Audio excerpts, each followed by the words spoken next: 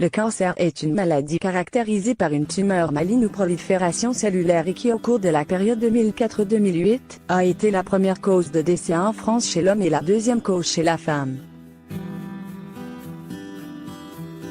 Les recherches ont permis de constater que près de 2/3 des cancers sont liés aux habitudes de vie et notamment au tabagisme, à l'alimentation, ainsi qu'à l'environnement, qui comprend la pollution et la manipulation des substances toxiques.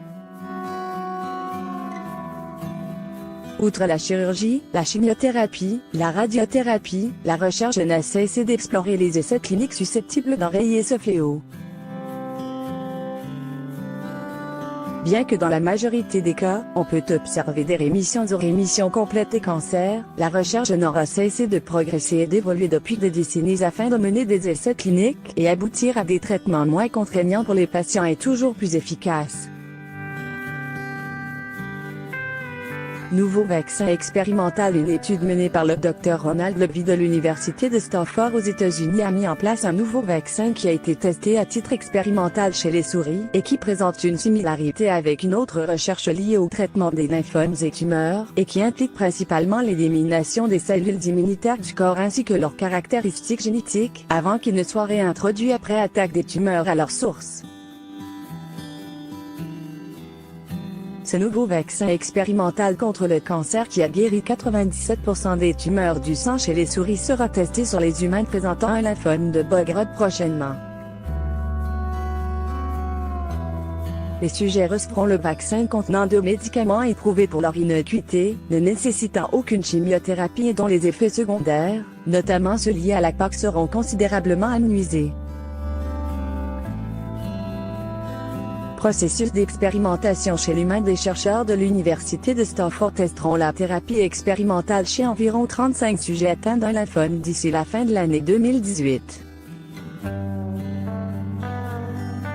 Le traitement consiste en la stimulation du système immunitaire de l'organisme permettant à celui-ci une attaque directe des cellules cancéreuses.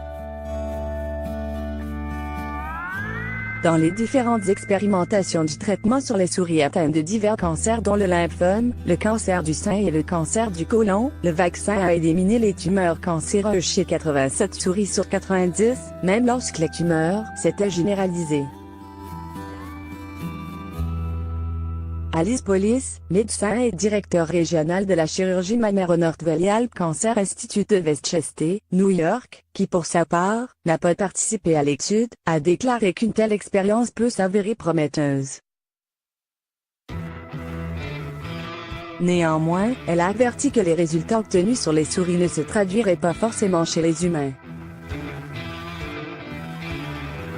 Le vaccin en question axe également son action et efficacité sur une enzyme spécifique qui alimente la propagation des tumeurs, en se liant à la membrane des cellules à multiplication rapide. Cela détournerait donc le mécanisme de survie du cancer et éviterait aux tumeurs de s'attacher aux protéines membranaires des cellules dont elles ont besoin pour se développer et se propager. Une autre étude menée par le Dr Eric Marklin, de l'Université d'Uppsala, en Suède corrobore l'efficacité du vaccin en question. Le Dr Marklin a d'ailleurs déclaré que l'enzyme responsable de la propagation des tumeurs utilise quelques lipides comme ancrage dans la membrane des cellules. Lors de la liaison à ces lipides, une petite partie de l'enzyme se replie dans un adaptateur qui permet à l'enzyme de soulever son substrat naturel hors de la membrane. Plus précisément, en étudiant les structures et les mécanismes natifs des cibles cancéreuses, il devient donc possible d'exploiter leurs caractéristiques les plus distinctes, pour concevoir de nouvelles thérapies plus sélectives.